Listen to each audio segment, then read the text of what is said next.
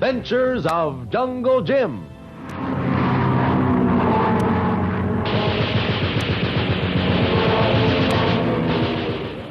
The Adventures of Jungle Jim is based on the characters to be found in the action pictures of the same name, which appear every Sunday in the Comic Weekly. If you haven't read this delightfully entertaining comic section lately, you have a pleasant surprise in store for you. It's the tops in entertainment for the whole family. You'll find the best cartoonists, humorists, and artists in the Comic Weekly. Such men as Percy Crosby, who does Skippy, Chick Young, who does the amusing marital adventures of Blondie, H.H. Nerr's perennial favorite, the Katzenjammer Kids, and Walt Disney's Star Grouch, the amusing Donald Duck, and a host of others. All in full color, all to be found in the Comic Weekly, which comes to you with the great Hearst and other Sunday newspapers from coast to coast. Don't miss it. And now, The Adventures of Jungle Jim.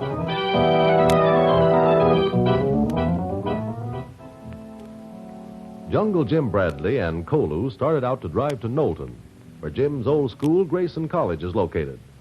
Kolu thought that would be the perfect place for Jim to rest and recover from the effects of the gunshot wounds he acquired capturing 2 Nazi spies.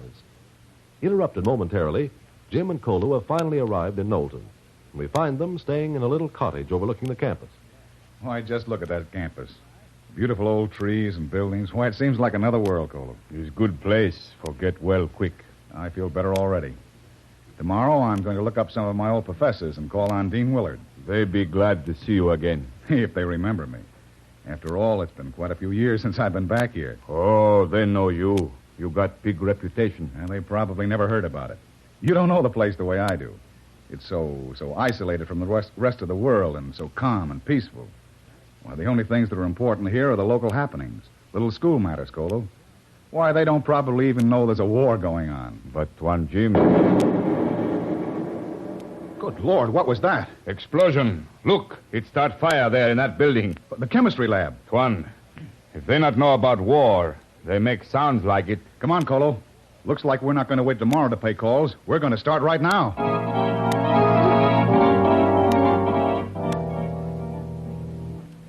But Dean Willard, perhaps some student or instructor, was working on an experiment in the lab tonight. No, Jim. No one was in the building. We've checked. Explosions not just happen.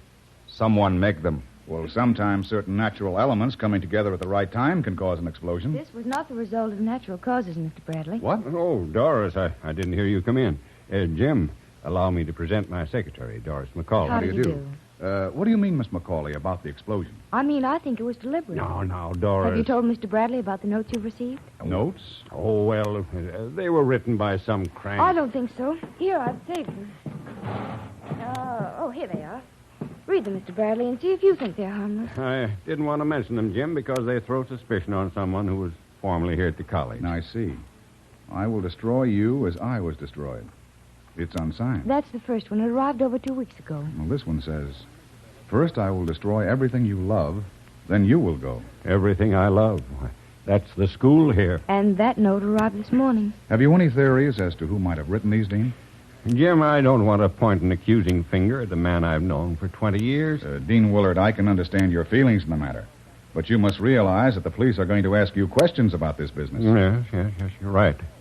Well, Jim, it was my unpleasant duty to discharge Professor Wiley about 3 months ago. Do you remember him? I should say I do. We used to call him Professor Loco. He always seemed a little mad. Yeah, he's gotten much worse in the last couple of years. Neglected his classes, his appearance, talked to himself. He was constantly complaining that people hated him and were attempting to injure him in some way. Persecution complex? Exactly. Well, I put up with it as long as I could, but the chemistry department began to go to pieces, and I was forced to ask for his resignation. He made plenty of fireworks over that, Mr. Bradley. I was in the office when it happened. Yes. He said that at last he knew who it was who hated him, who had blocked his advancement. He meant you, Dean Willard. Yes, Jim. Ridiculous. Of course. I think I'll have a little talk with Professor Wiley. Perhaps we can clear this whole thing up tonight. Here we are. Up the stairs, Miss McCauley.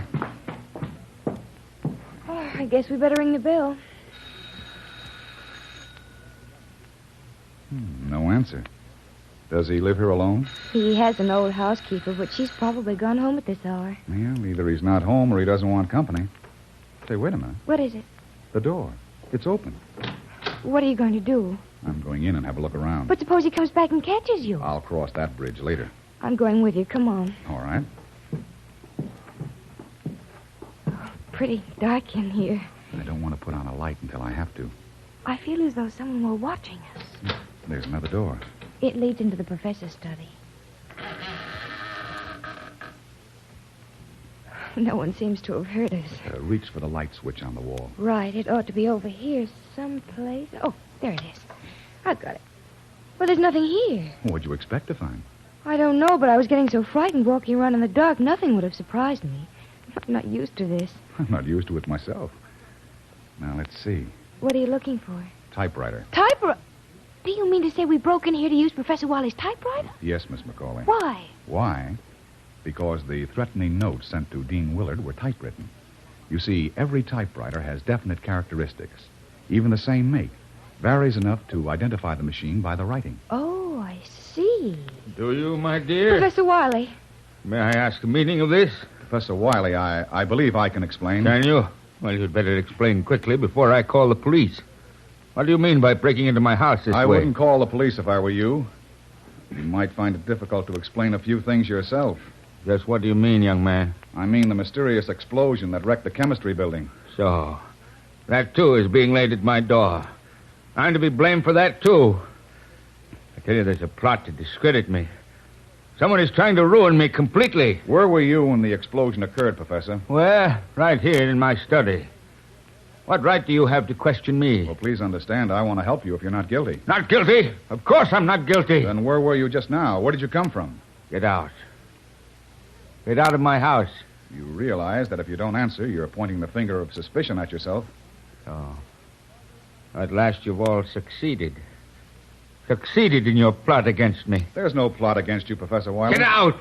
Get out! Send for the police. Have me put away. Justice. There is no justice. You're out of your mind, Professor. Perhaps. Perhaps I am. Persecution has done it. Persecution.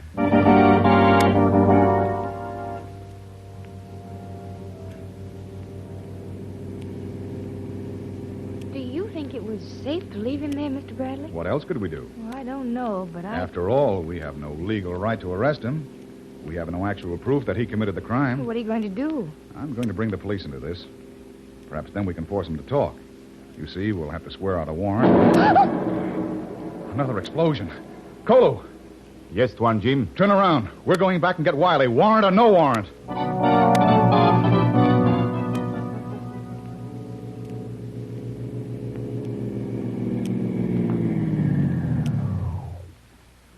Here's Professor Wiley's house again. Come on.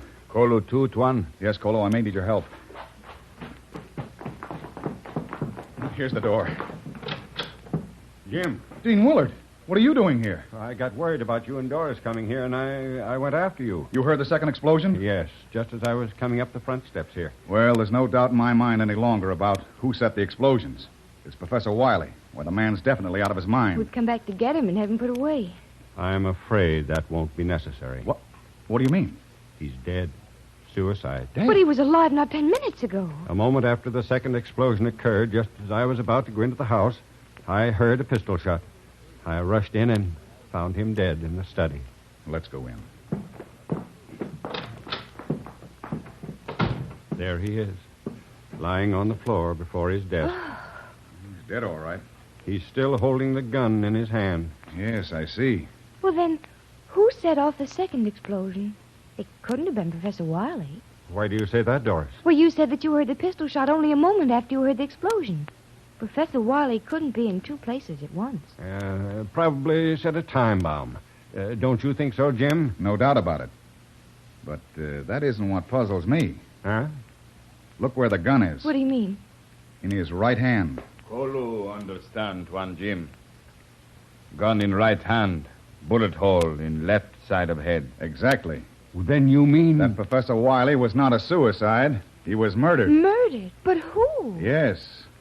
Who would you say was the murderer, Dean Willard? Who, Bradley? Don't touch that gun. Too late, Jim. I've got it. Now, one move out of any of you, and I'll shoot you the way I shot Wiley. Dean Willard. Yeah. Surprised, Doris?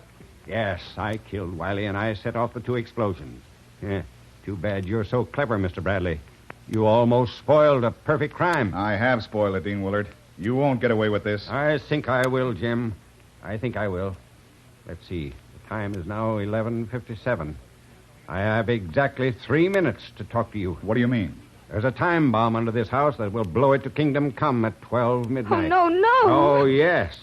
You see, I knew that Wiley had perfected the formula to harden steel beyond anything known today. There was a fortune in it, but Wiley, in his mad way, wasn't interested.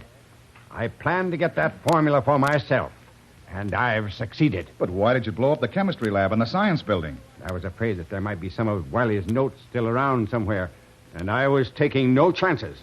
You made it appear as though Wiley had done it. Yes, Doris, with your unwitting help. Oh, what a fool I've been. What fools you've all been. Well, I must leave you now. In a little over a minute, this house will be demolished, and all my guilt with it. Goodbye, my friends. I'm so sorry to do this, but you are too clever. Yes, too clever to live. I'd like to say one thing before you leave, Dean Willard. Now, say it fast, Jim. You haven't long. Very well. Suppose I say it this way. Come on. Kolu, grab the gun. I got it. I have gun, Juan Jim. Good, come on. We've got to get out of here. But Dean Willard. He's unconscious. I must have knocked him out when I jumped for him. I got him. Come, Tuan. Okay, come on.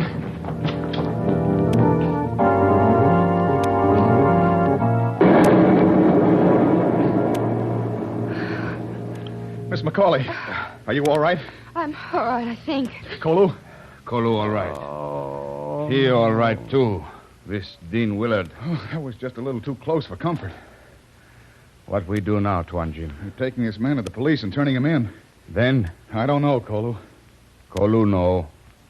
We go back to city. We get place near riveting machine and boiler factory and big noisy traffic corner. What are you talking about, Kolu?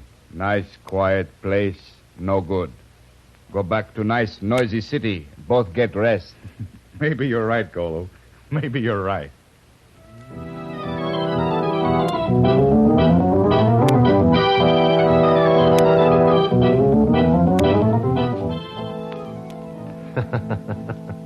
Perhaps there's something in what Kolu says after all. But we have a private little theory about Jim Bradley. We think that he's just one of those men who don't have to look for adventure, because adventure looks for them. Listen in again next week for another exciting adventure of Jungle Jim. Remember, you can follow other adventures of Jungle Jim every Sunday in the Comic Weekly. Pages and pages of comics and action pictures in full color. Join the 11 million adults and 6 million youngsters who look forward to Sunday reading for amusement and interest with the Comic Weekly. It comes to you with the great Hearst and other Sunday newspapers from coast to coast. Don't miss it.